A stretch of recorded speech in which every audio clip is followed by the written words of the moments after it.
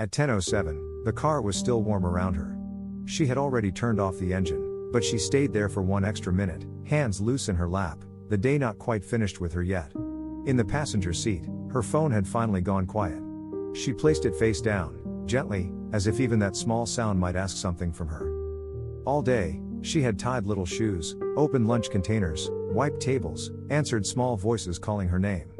Then there was the other life waiting too, the sibling life, the bills on the kitchen island, the messages that needed care but not right now. Inside, the kitchen light was low beside the sink. A lunch container sat on the counter, clean enough, ordinary enough. And somewhere in that quiet, a thank you rested there. Too quiet to say out loud, the minute in the car did not look like rest from the outside. It was only a parked car under a weak pool of light, the kind that gathers near apartment buildings, daycare lots, and the edges of places where people have already gone home. The dashboard had dimmed. The steering wheel was cool where her hands had been holding it too long. A receipt from lunch, folded once, had slid near the cup holder. Nothing important happened there. That was what made it feel almost safe. For a little while, no child was asking where their jacket went. No parent was trying to make it through pickup with a tired smile. No brother or sister was calling about something that could not quite wait, but somehow had to. No bill was open on the kitchen island under the yellow light, asking to be understood before sleep. There was only the inside of the car, and her own breathing coming back in pieces. She looked at the phone in the passenger seat. It had been lighting up all evening. A message from work. A message from home. A reminder. A question. A small thing that needed an answer because small things know how to become large when everyone is tired. The phone was quiet now, not because everything had been solved, but because the world had paused between one need and the next. She turned it over. Face down. The motion was so small that no one would have noticed it. But her hand knew. Her shoulders knew. Even the silence in the car seemed to know that she had not abandoned anything. She had only placed one thing down for a moment. There are days when a person does not get to be only one person. At the daycare, she had been patient in the bright, practical way the day required. She had opened lunch containers with stuck lids. She had found missing socks. She had wiped applesauce from a sleeve and spoken gently when a child cried because the wrong blanket came from the cubby. She had smiled when she was already tired, not falsely, exactly, but with the part of herself that knew children borrow steadiness from the adults around them. Then, after clocking out, she was still needed. Not loudly. Not dramatically. Just in the way families need each other. A sibling's voice on the phone. A problem at home. A question about money, or timing, or who could handle what next. The kind of conversation that does not ask whether you have anything left. It simply arrives because you are part of the same life. So she sat there. 1 extra minute. The keys were still in her hand at first. Then they rested against her palm. The metal left a small mark near her thumb, the way ordinary objects do when they have been carried too long. Outside the windshield, the building lights looked tired too. A car passed slowly, then disappeared. Somewhere nearby, a door closed. She did not feel grateful yet. Not in a way that could be spoken. She only felt the heaviness of still being responsible. The ache behind the eyes. The dull place in the chest where words collect when there is no good time to say them. She thought about the kitchen waiting inside, the counter beside the sink, the lunch container that still needed rinsing, the unpaid bills set off to one side as if paper could be patient. And still, under all of it, there was something almost tender. Not happiness. Not a lesson. More like a small permission moving through her body without asking for attention. The permission to be tired and not turn that tiredness into evidence against herself. The permission to sit in a parked car for 1 minute and let the next responsibility wait outside the door. The phone stayed quiet. For now. And that was enough room for one breath to arrive without being useful. By the time she came inside, the kitchen had the tired look of a room that had been used all day. The light above the sink was still on. Not bright enough to wake the house, just enough to show the counter, the edge of the faucet, the unpaid bills near the kitchen island. A chair had been pushed back and left that way. Someone's cup sat too close to the stack of envelopes. The floor held a small crumb trail no one had meant to leave behind. She stood there for a moment with her bag still on her shoulder. The house was quiet, but not empty. There was the low sound of the refrigerator. A pipe ticking somewhere behind the wall.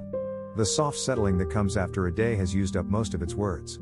The phone, still face down, had followed her in from the car and now rested near the sink like a closed door. She did not pick it up. Not yet. The lunch container sat beside the faucet, clear plastic with a blue lid, the kind she had opened and closed so many times at work that her hands almost moved toward it by habit. At the daycare, lunch containers carried names written in marker, cut fruit, crackers, little sandwiches, notes from home, lids that stuck too tightly when a child was hungry and already close to tears. This one was hers. Or maybe it had been packed for someone else earlier. Maybe she had carried it from home to work and back again, washed it between needs, used it because buying lunch felt like one more expense the week did not need. It did not matter much. It sat there now as a small plain thing that had made the day possible without being noticed. She touched the lid. There was nothing special about it. A little cloudy from the dishwasher. A faint smell of soap. One corner slightly warped from heat. It had done what ordinary objects do. It had held something together long enough for someone to get through the day. That was all. And sometimes that is a lot. The bills on the island were not dramatic either. They were only paper. Due dates, balances, envelopes, the small official language of life continuing. She had meant to open them earlier. She had meant to sort them after dinner. She had meant to answer the message from her sibling before it got late, before anyone mistook silence for not caring. But the body keeps its own hour. At 10:07, after the last small task was done for now, she could feel the day sitting in her arms. Not one big sorrow. More like many little weights. Children lifting their arms to be picked up. A lunch table wiped 3 times. The careful voice used with parents. The sibling voice on the phone that softened and tightened, both at once. The unpaid bills. The sink. The container. The quiet that had finally arrived, but only after everything had already asked something from her. She opened the lunch container and rinsed it slowly. Water ran over the corners. Her thumb moved along the rim. A small bit of rice, or bread crumb, or something too small to name, circled once near the drain and disappeared. She did not scrub with energy. She only let the water do what it could. The sound filled the kitchen in a gentle, ordinary way. No one thanked her for standing there. No one needed to. The strange thing was that the absence of thanks did not hurt as much in that moment. Maybe because she was too tired to keep score. Maybe because the room was too quiet for old arguments. Maybe because the lunch container, the faucet, the low light, and the phone face down near the sink had made a small space where nothing had to be proven. She was tired. That was allowed. It did not mean she had failed the children at work. It did not mean she had failed her family. It did not mean she had failed the person on the other end of the phone, or the person she was when she imagined she would handle everything with more grace. It only meant the day had been heavy. She set the clean container on a towel beside the sink. For a second, she rested both hands on the counter and looked down. The bills were still there. The phone was still there. Tomorrow was still gathering itself somewhere beyond the dark kitchen window. But nothing moved toward her. Not for that second. And the thank you she could not say out loud seemed to sit quietly beside the lunch container, not asking to become words. Later, when the container had stopped dripping on the towel, she did not move it right away. She left it there beside the sink, open and upside down, catching the last bit of kitchen light along its cloudy sides. The blue lid rested nearby. The unpaid bills were still gathered on the island, not accusing her exactly, but present in the way paper can be present. Flat. Patient. Waiting for hands that had already held too much. She leaned against the counter. The house had settled into that late sound that is almost not a sound.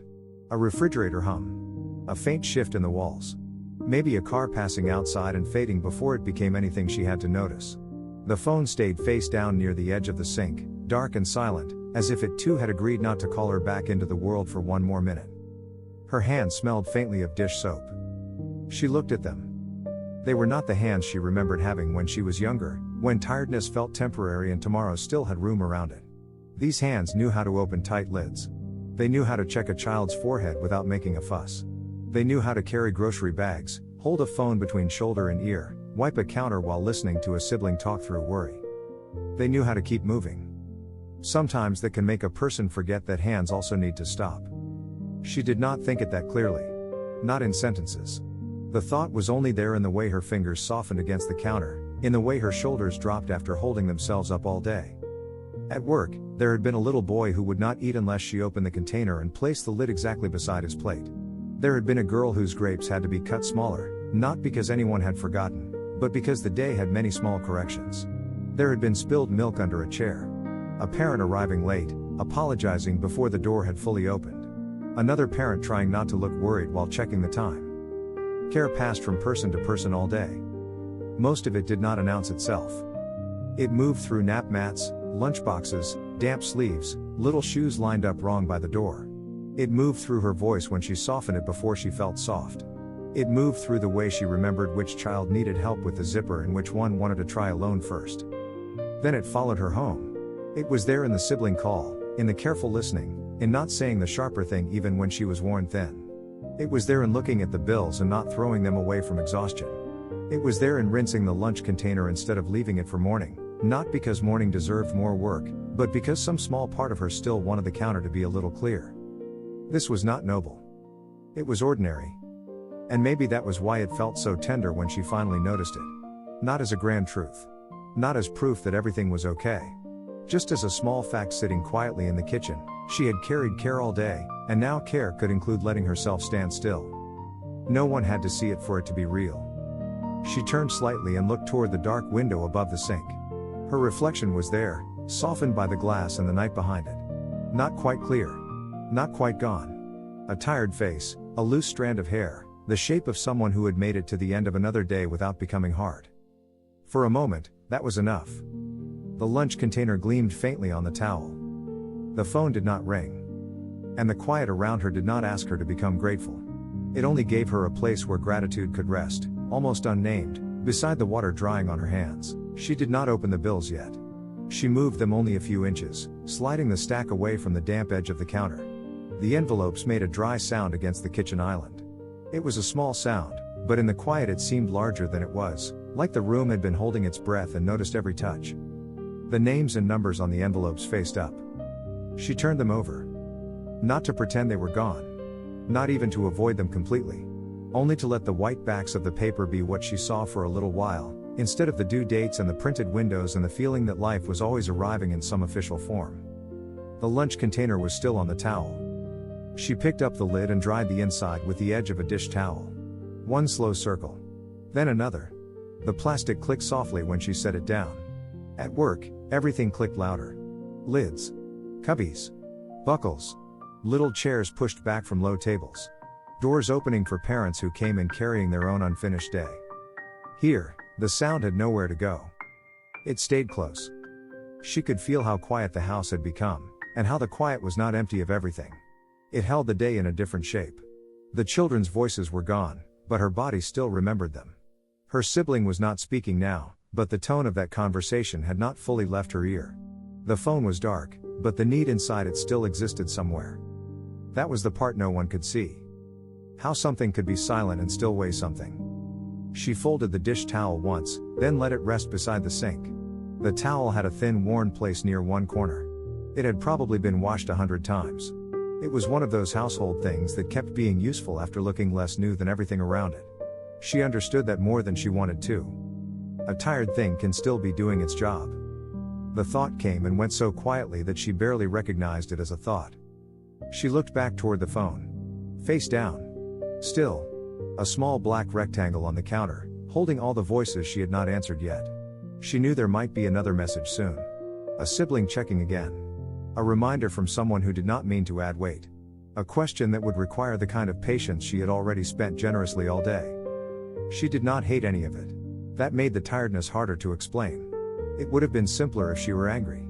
Simpler if she could point to one person, one task, one demand, and say, "There, that is what took the rest of me." But most of the day had been made of people she cared about, children she wanted to be gentle with, family she did not want to leave alone with their worry. Love can still be heavy. She stood with that for a moment. The room did not answer. The refrigerator kept its low hum. Somewhere outside, a car moved down the street and passed on. The window above the sink showed only darkness, with the kitchen faintly reflected back, the counter, the towel, the container, the turned over bills, the woman standing there in the last usable light of the day. She reached for the lunch container again. When it was dry, she put the lid on loosely, not snapping it closed all the way. There was no need for the sharp sound. Not tonight. It could stay almost closed, just enough to be ready for morning, just enough to say that something had been cared for without making an announcement. Her hands rested on top of it. The thank you was still there, quiet as the phone, quiet as the sink after the water stopped. It was not aimed at one person exactly. Not only at the children. Not only at her sibling. Not only at herself. It belonged to the small endurance of ordinary things. A container washed. A bill turned over. A phone left face down. A person allowed to be tired without being less good. She let her hands stay there a little longer, feeling the cool plastic under her palms, and for once the silence did not feel like something she had to fill. After a while, she carried the lunch container from the sink to the kitchen island. It was not a long walk. Only a few steps across the floor, past the chair that still sat slightly away from the table, past the bills she had turned over, past the corner where her bag had slipped down against the cabinet. But even those few steps felt like crossing from one kind of tired into another. The container was light in her hands. That surprised her a little. All day, it had seemed like one more thing to remember. Pack it. Carry it. Open it. Close it. Bring it back. Wash it. Set it out for morning if morning came too fast, which it always did. But now, clean and nearly dry, it weighed almost nothing. She placed it near the edge of the island, away from the papers. The phone remained by the sink. For once, she did not keep it within reach. The distance was small, but it mattered. A few feet of counter. A few feet of quiet. Enough that she would have to choose to go back to it, instead of answering from habit the moment it lit up. It did not light up. The house held still. She pulled out the chair and sat down. Not with intention. Not as a decision. Her body simply found the chair before her mind had time to ask whether there was something else to do. The seat was cool at first. Then it warmed under her. The kitchen light made a soft circle on the island, touching the container, the envelopes turned blank side up, the faint scratches in the surface where years of plates and keys and elbows had left their small records. She looked at those scratches for a while. A kitchen island can collect a whole life without anyone meaning for it to. Mail. Lunches. Permission slips. Grocery bags. Medicine bottles. Birthday candles. Takeout containers. A child's drawing. A sibling's paperwork. Receipts that explain where the money went without explaining how hard it was to earn it. Tonight, it held the things she could handle and the things she could not handle yet. Both belonged there. She rested one hand near the lunch container, not touching it this time. Just near it. The plastic sat quietly under the light, and for some reason it seemed less like a chore now and more like proof of a day that had been survived in small, careful pieces. She had fed herself somehow. She had helped feed other people's children. She had answered the phone when family needed her voice. She had come home. None of that sounded like much when said plainly. It would not make a story anyone repeated. It would not become a photograph or a memory with a clear border around it. But the body knew what it had cost. The body knew the difference between doing nothing and quietly keeping life from spilling everywhere. She leaned back and let her eyes close. Only for a second. In the dark behind her eyelids, the day became less sharp. The daycare room was no longer bright. The small voices softened into a blur. Her siblings' worry became a human sound instead of a demand. The bills became paper again. The phone became an object, not a command. And she was only a person sitting at a kitchen island at 10:07 at night, tired in a way that did not need to be defended. That was the quietest relief. Not being fixed. Not being praised. Only not being put on trial by her own mind for needing one more minute. When she opened her eyes, nothing had changed in any large way. The bills were still turned over. The lunch container still waited for morning. The phone still lay face down by the sink. Tomorrow would still have its own list, its own children needing help, its own family questions, its own small financial math. But the room felt less against her. Or maybe she felt less against herself. She touched the container once with the tips of her fingers, a light touch, almost absent-minded. The plastic was cool. The lid sat loose. A clean, ordinary thing, ready enough. A thank you moved through the kitchen without becoming a sentence. It did not ask her to smile. It did not ask her to be strong. It only stayed there with her, quiet and plain, while the house kept breathing around the small island of light. The kitchen grew quieter after she stopped moving. Not silent exactly. A home is almost never silent if someone has been living in it all day. There was the refrigerator, steady and low. There was the faint click of the cooling pipes. There was a car passing somewhere beyond the dark window, then gone before it became part of the room. But the louder things had stepped back. The phone had not lit up again. The bills remained turned over. The lunch container sat on the island with its lid resting loosely in place, ready enough for morning without pretending morning would be easy. She stayed in the chair. For a while, she did not look at anything directly. Her eyes rested on the small circle of light across the island, on the soft shadow under the container, on the place where her own hand lay open against the worn surface. The hand looked tired there. Not dramatic. Not broken. Just used. She thought of the car again. That one extra minute before coming in. It had felt almost too small to count, and yet the whole night had unfolded from it. The phone turned face down. The breath that arrived without being useful. The quiet walk into the kitchen. The water running over the container. The bills turned over. The chair pulled out without planning. A life can sometimes soften by 1 inch at a time. She did not need to call it anything. Calling it something might have made it harder to keep. So she let it remain as it was, a tired woman at a kitchen island, a daycare worker after a long day, a sibling between calls, a person who had carried care in both directions and was finally sitting where no one could see how much that had taken. Her shoulders lowered a little more. Somewhere in the house, a floorboard gave a small sound. The kind of sound that can feel like company when the room is dark enough. She listened to it fade. Then she listened to the next quiet, the one underneath the first. The thank you was still there. Not loud. Not clean. Not shaped like words someone would say across a table. It was closer to the feeling of seeing the lunch container washed and set down.